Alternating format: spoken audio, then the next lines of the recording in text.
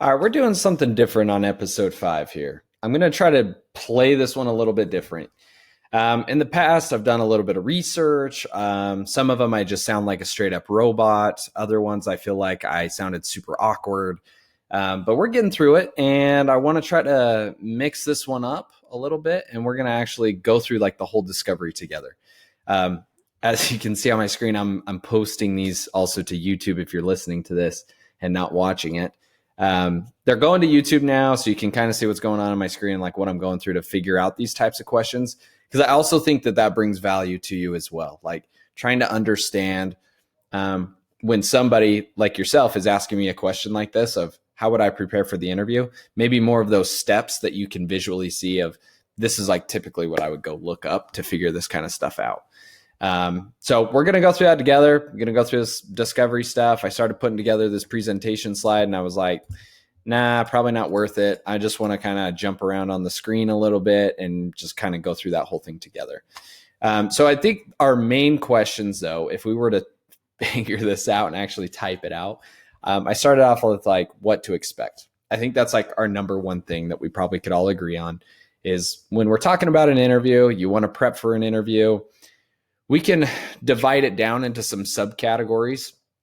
And I would say like the bulk of it though is like, what are the questions going to be, right? I think that's the biggest one. Going to be. And I think in the sub levels, you're probably looking at technical and you're looking at social. Okay. And then this may not be a category, but we're going to write it down. I'm just going to put obvious. So there's obvious ones. And by that, just from quickly doing some research here and based on past experience of my own interviews, I haven't, interviewed for any large companies, but, in really any interview that you go into, they're probably going to ask you like, why do you want this job? Why do you feel like you're a good fit? What do you bring to the table? What are your skills? What is some of your background experience? Why do you think that you're going to fit in well with the culture here? Stuff like that. They just want to kind of throw out some of that stuff. I feel like, in my personal opinion, to kind of break the ice with you. Also probably to see if you've taken some time to research who their company is. I think that's always a big one. Like if you're wanting to land the job, if it means a lot to you, if it's something you applied for, I think it even holds more weight. They're taking time out of their lives to finally give you a call and go through that whole interview process with you. So I feel like trying to gauge at that point in time when they ask you these obvious ones of like, how much do they know about our company? How much do they want to work here? Do I think they're going to be a good fit? That first call is usually like you being a gatekeeper, or the person on the other line, I guess I should say, is the one that's the gatekeeper of like, is this going to work out? Before I get other people involved here, my day-to-day job is to call these people. So if I take somebody else's day-to-day job away, like if they're supposed to be managing a team and making sales or whatever it is, and I'm taking them away, I want to make sure that it was worth their time, right? I don't want to set someone up with somebody that I feel is a bad candidate. So those first ones are just kind of getting involved with it. And we all know that. So like, let's not even waste time on all that kind of stuff. Like that's very straightforward. That's very easy. Let's just kind of get to the bulk of the question here, which would be like, okay, yeah, I want to land this job. Let's just assume now I'm more than one interview in, I'm 2, 3, 4 of them in, and I'm more at that bulk stage of like, this is kind of the make or break. I've made it through a couple. I now want to make sure that I am preparing myself in a way that I will look good for this technical part of it, or the part that actually matters, to impress probably your future teammates or your future boss, right? So I think that's probably more where it gets subdivided, in my personal opinion and in my mind, between like two different things. You have your technical questions that they're going to ask you. And then you also have more of like a social setting. Okay. So, and what I mean by those is you have like technical questions. And if we just go off my experience, I'm a Salesforce admin. So it would be something like, tell us about a time when you built a visual force page, or tell us about a time when you were able to, increase the productivity or efficiency of the systems that you guys are using, or something along those lines, right? Like those are probably not the greatest examples that I just thought of off the top of my head here, but something along those lines, right? Like they want to know basically in Salesforce, what's something technical I have done? And then how did that affect the revenue or the bottom line of the entire company, right? So those ones are something to kind of keep in mind. I would always try to think of something that's like current and fresh on your mind, or a really big project that you worked on, and write that stuff down, like somehow record it. If you're working at a job and you just got a job and you know you're not going to get a job for like 5 years, but you know that was like the best technical thing that you've done at that point in your time, write it down and store it for later, just in case that job comes sooner than later, or at the time when you do go to apply, you can use it. And I think a lot of people don't do that. And then when they get asked these technical questions, it may not be really like something out of the blue that they're expecting that way, but they haven't really prepared for it. They haven't really thought to themselves, like, what was something that I can actually go into the details of? Because when you get into those questions, in my experience, they're going to start asking you about it, right? Like, you're saying that you're proud of it and it was technical of what you did. So they want to kind of test you on that. Well, why was it technical? What did you have to utilize? Was this done in like Apex? Did you have to use code? Was it declarative? How did you utilize the flow? And then the very best part of the whole ending is, cool, it was technical, but overall, how did it help the company progress? I mean, at the end of the day, a business is in business to make money, right? Like, sell something, provide something, whatever it is. They're out there. They want to make sure that you're going to fit in and affect their bottom line as well. And you know how to read that, I would say, and how you're going to be able to affect that. Great. So you have like your technical stuff. We'll probably get into that a little bit and see what our options are when we look through this stuff together. The social one, though, the other one that I would break this out of the three. So obvious, technical, and then last one, social.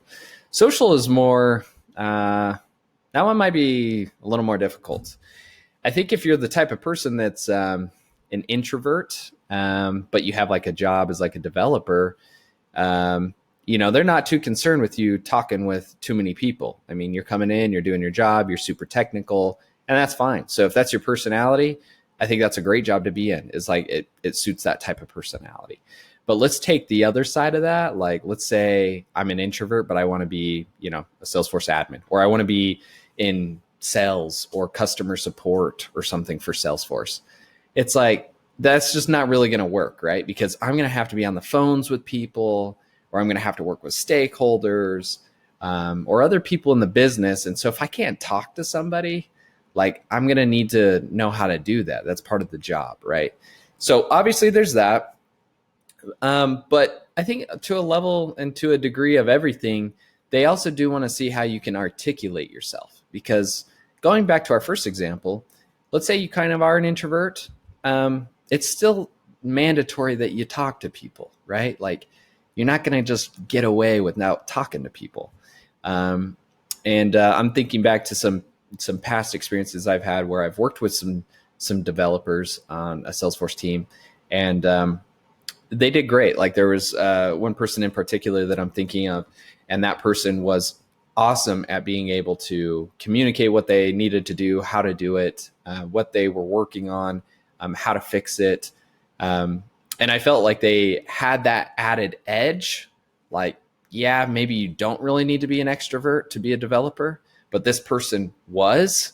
And I think that added a lot of edge to that person's job, because when you're interviewing all these people and they're coming in and they're all kind of just hitting the same basic requirement, somebody that has a little more pizzazz, I guess you could say, I think is going to stand out a lot more. So you then have like this part of the interview that could be a little more difficult to some people, which is all around like, how is this going to work out as far as like social standards go, right? And so I think that's like a big one. I think that one's something that's hard to teach.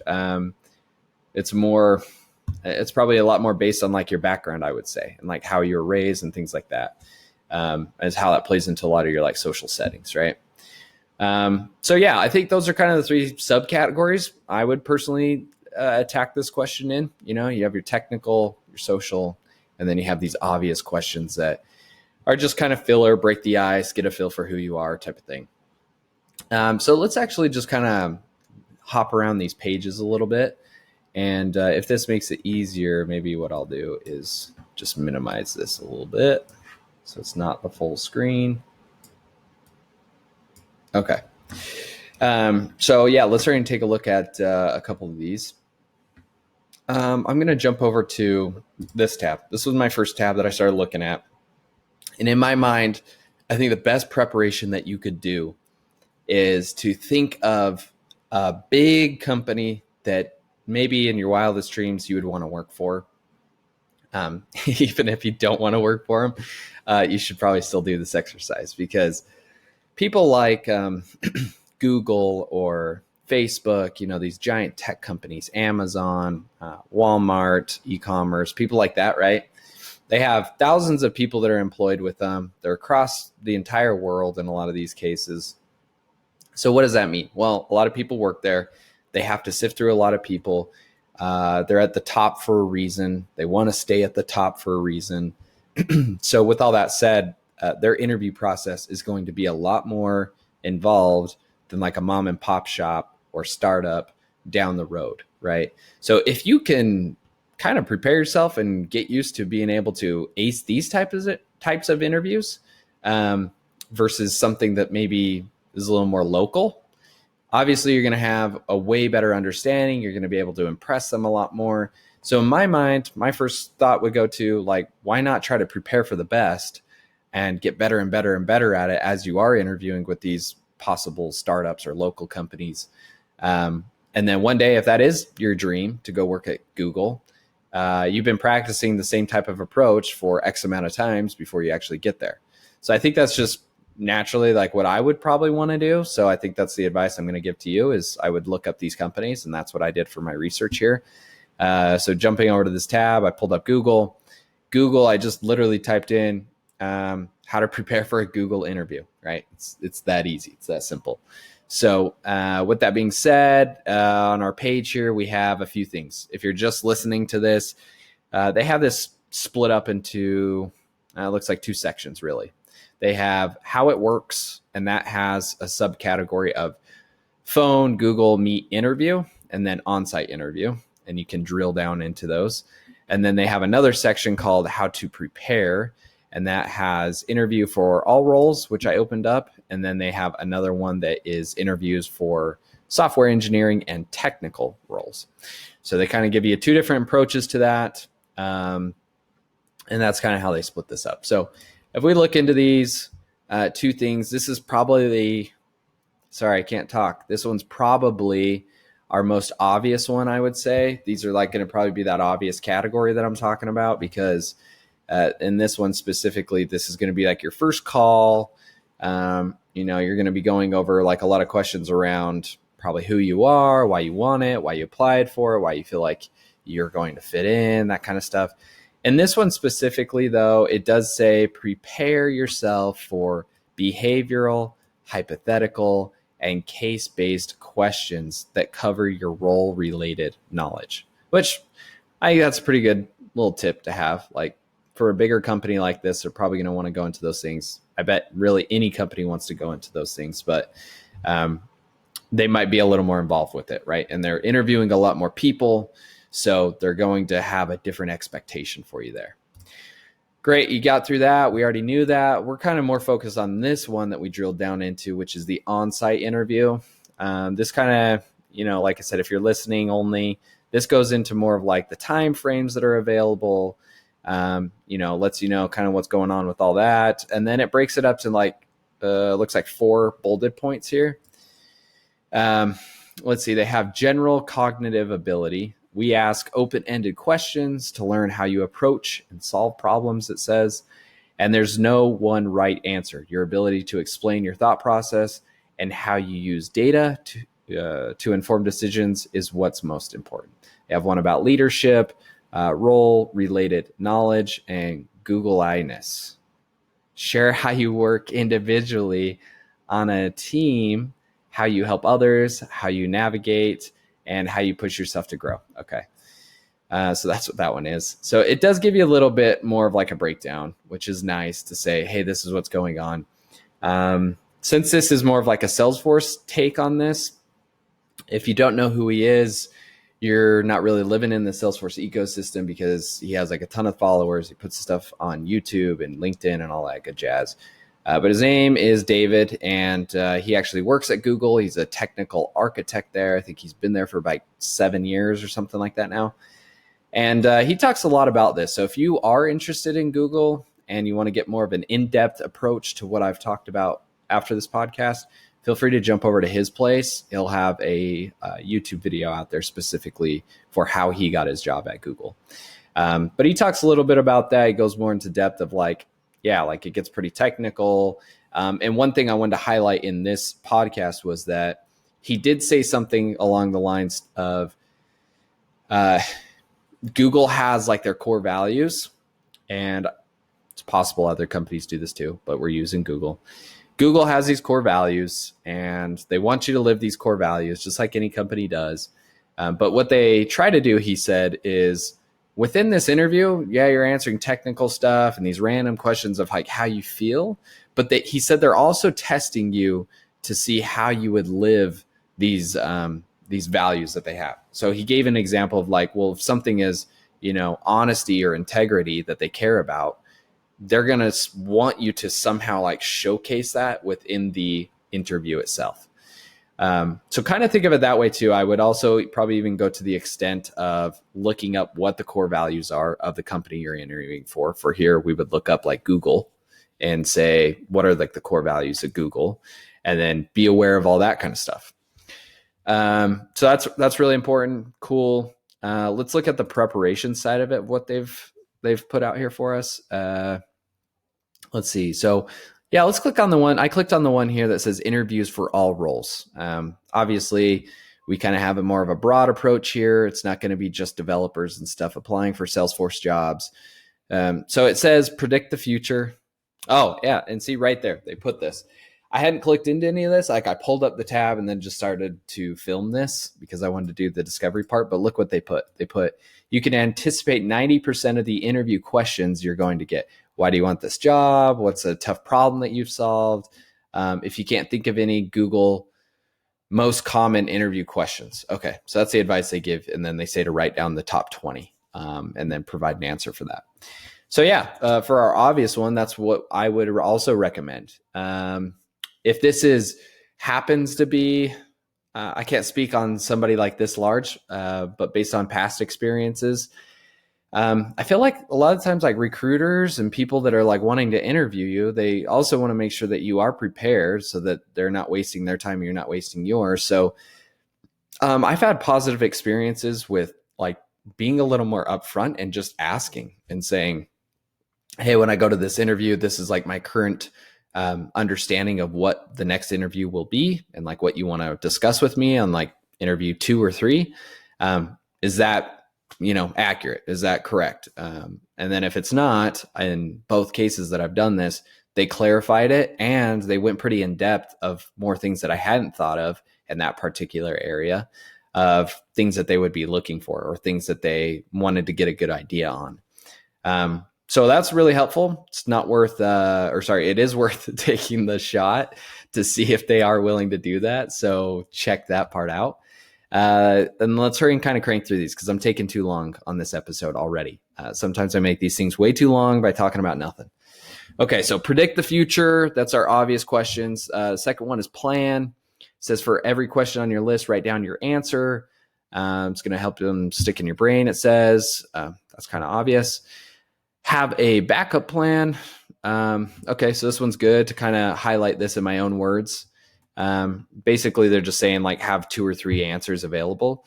If it is more of a technical or a question that you feel can be a little more open-ended, I would think of not just one example, because what if they ask something you're not prepared for and you end up using that same example? When they come to a different one, they're probably going to want some type of different example. They want to see how you would showcase in different areas, right? And I've personally been in some interviews where I bombed that part big time. Like I, would be interviewing and I didn't think far enough ahead. And I guess I should just say I didn't plan well enough. And then I find myself like saying the same thing like 2 or 3 times. And you're like, okay, this is like trash. I didn't plan for this well enough. Like I didn't think out enough answers of what I should have said here.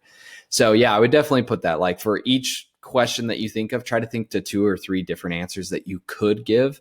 That way, if you happen to be roped into that question earlier than expected or in a different way, you have the availability to be a little more nimble, a little more flexible of how you answer that question for them. So have a backup plan. That's good. Explain, be data driven, clarify, improve, and practice are the rest of these. So let's highlight the explain one that they talk about in the video here. I'll link it in my blog post if you guys care to go see my kind of give and take on these videos. I kind of poked a little bit of fun at them because I thought this one specifically, this one with Google, was really, really dry and wasn't the greatest thing that I've seen. But they basically go in to say on the explaining part, like make sure when you are answering these questions, be it general or technical, probably more so on the technical side, but I think either one works. You want to answer in a way that you're almost like thinking out loud. So if you don't understand the question, like I said, from the get-go, they don't want to waste their time. You don't want to waste your time. They want to help you prepare as much as possible. And then definitely when you're in there, they want to make sure that they also articulated it in a way that you can understand. They don't want to give you a question, have you flop on it, and then, kind of hold resentment, I guess I would say, like towards the company, or like you didn't do well because they didn't ask it well enough for you to understand. So don't look at that part as a negative, I would say.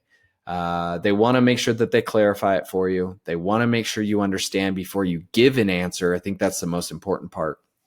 Is if you have any type of like hesitancy, I've had really positive experiences of just asking for clarification or giving my take on what they just asked and say, are you wanting me to answer it in like this type of way or like around this type of thing? I think that really helps. It shows that you were listening, one, and then two, it's also showing like the concern of like, hey, I want to make sure I answer this right for you and I go in the right direction here. Is this, more or less of what we're expecting? So yeah, explain. I wanted to highlight data-driven is the other one, I would say. So being data-driven, I would say like on this one specifically, it kind of goes back to what we said at the beginning of this episode, which is you're giving an answer and sure, it's all cool and it's technical and you sound great and you're killing it, whatever it is, right? That's all good and dandy, but at the end of the day, it's the business that cares about how you affected somebody's bottom line, how you increased revenue, how you improved a system, or how you improved whatever it was, right? How you worked with a team, how you led a team, how you managed people.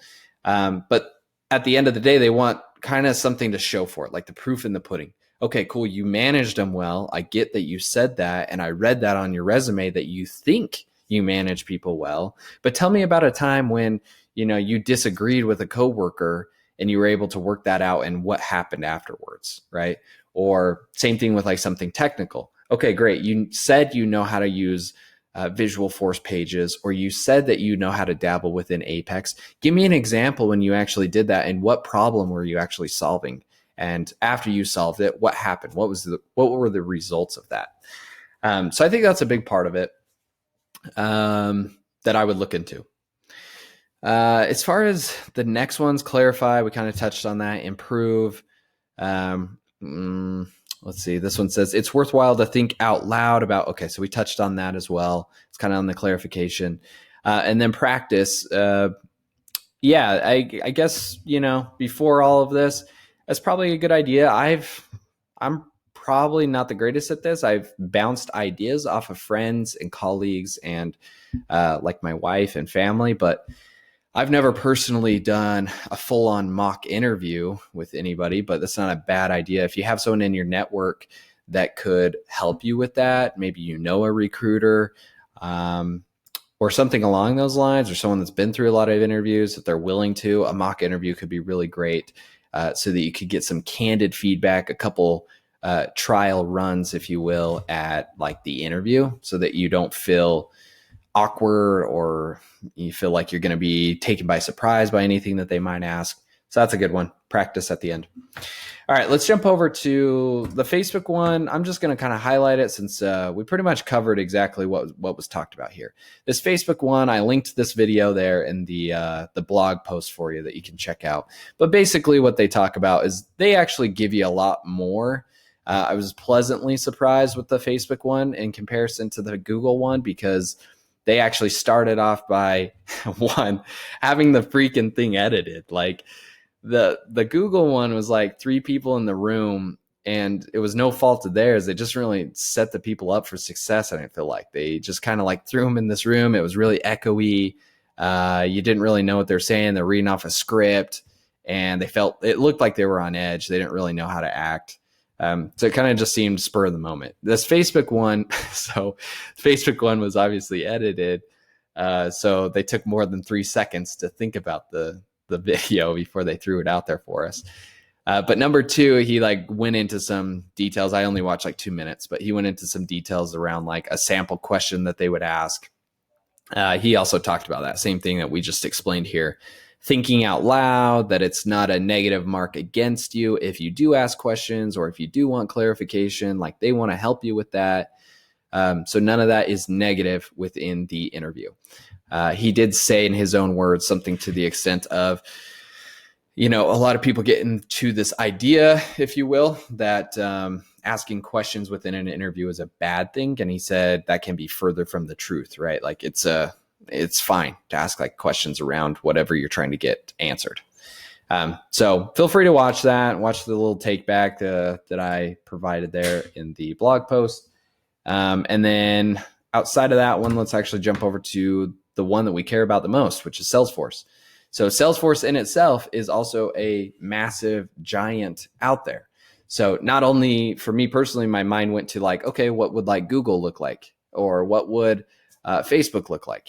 These bigger companies. Well, Salesforce in itself is massive. Like, that. We already talked about all that. If you don't know who Salesforce is, that's pretty wild because they make a lot of money and a lot of companies use Salesforce at this point in time.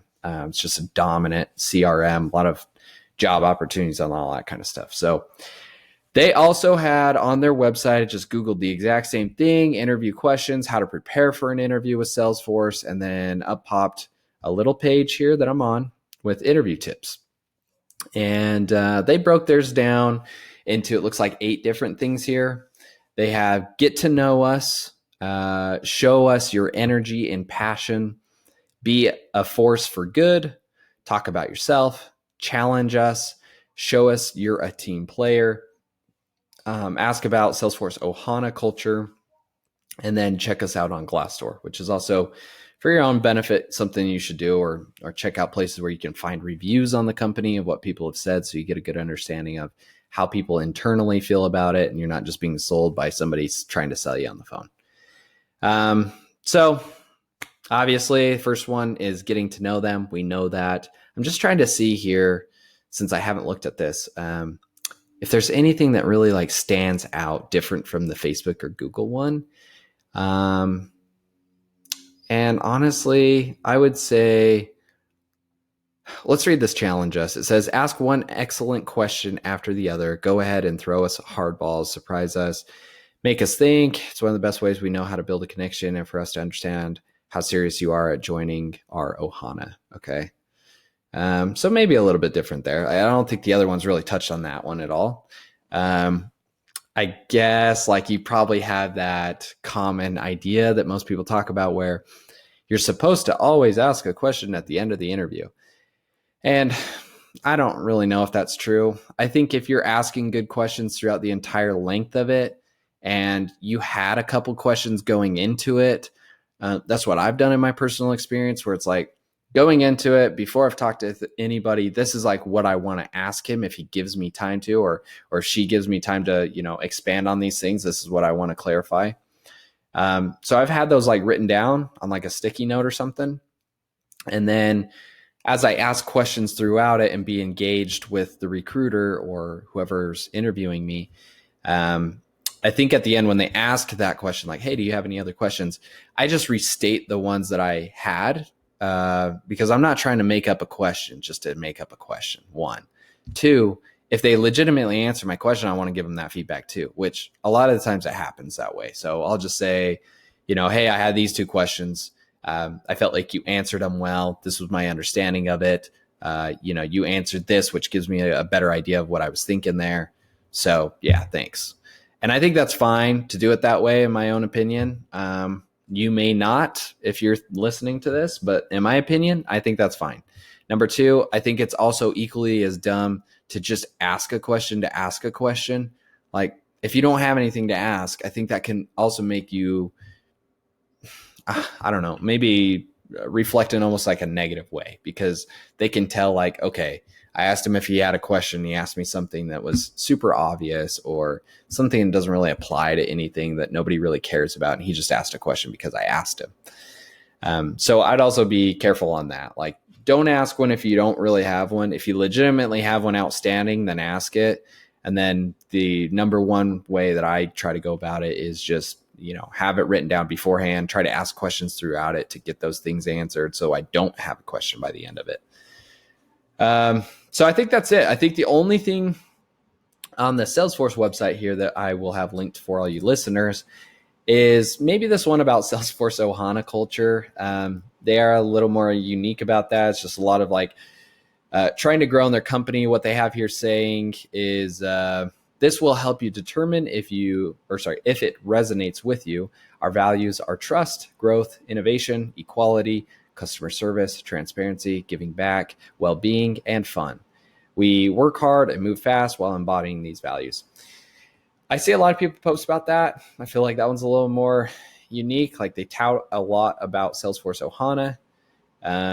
They have like a really big community out there with, just like Googling questions, like Salesforce community wise, that you can find stuff out there. So I feel like a lot of people really try to embody that. And that's been something super attractive to me being in the Salesforce world, because there's so much that you can learn about Salesforce, and it's so involved that it's really nice that there's these 1%ers out there pretty much providing for the 99% of us. I think there's like a couple people I'm thinking of right off the top of my head where, like, in order to be like the Salesforce MVP or a person that has answered the most questions, there's like 2 people up there, and they just like will blow you away with how many questions they've answered. It's like tens of thousands, I think. So for me, that's never really, I think I've answered like 5 questions, like on the community. It's like, holy crap, I'm never going to catch 20,000 freaking questions. Like that takes some serious work. So there's people out there that are really cool like that, answering a bunch of questions for us. So where I can, I try to step in and help, because I've always been treated that way, like online and stuff. Like, I've never really had any bad experiences with that. I've always had positive experiences when I've reached out to Salesforce people for help, that I've received it. And that's been really cool. I really like that part about it. So I think that part I would really try to focus in on. That's really the only one unique piece to the Salesforce one that I would say. And the more you could showcase that, the better. Obviously, think of it this way too, for our last little part of this episode. With those 1%ers out there answering all these questions for people, think of it that way too, where it's like, this guy is like answering, like I said, 20,000 questions for us. And that's reflecting awesome for Salesforce, because this guy's going above and beyond.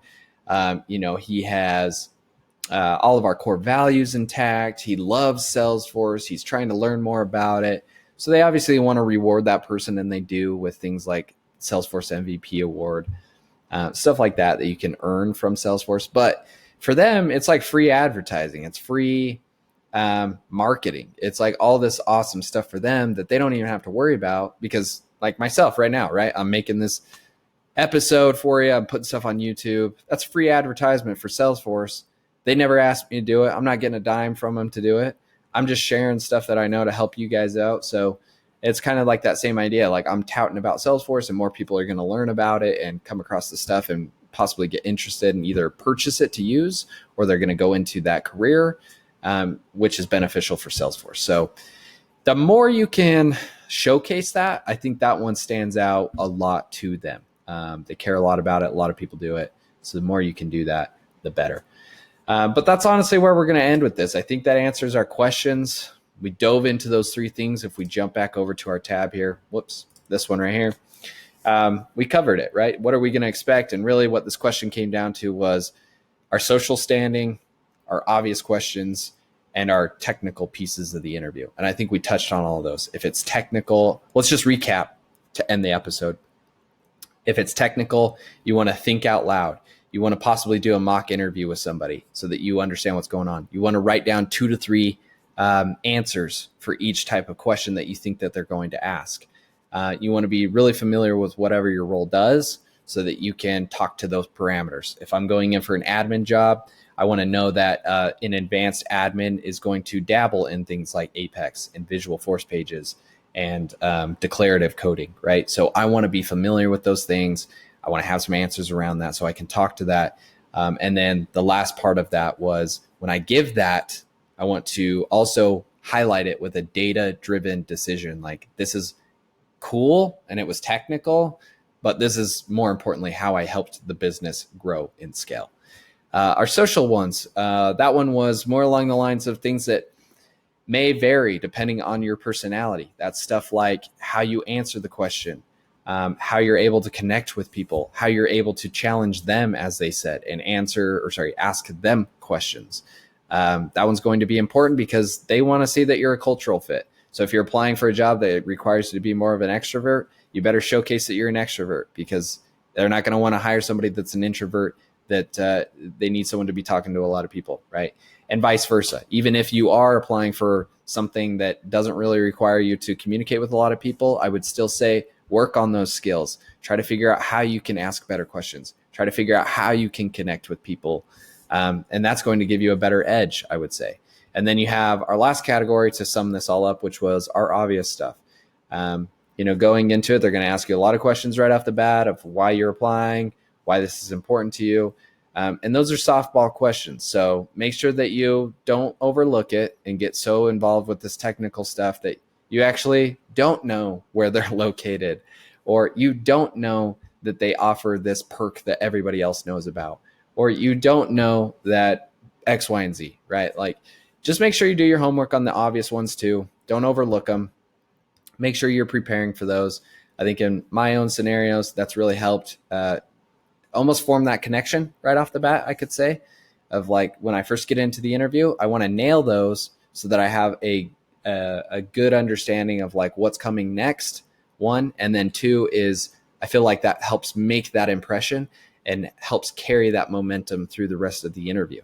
If I nail those and I have all those done and I make a connection right off the bat, how much more relaxed is that person going to be when I'm talking to them throughout the rest of the interview? Obviously, I'm not perfect at any of these things. I probably haven't done these things perfectly, but that's my little 2 cents for you guys on this episode of like the interview part of it. So thanks for listening.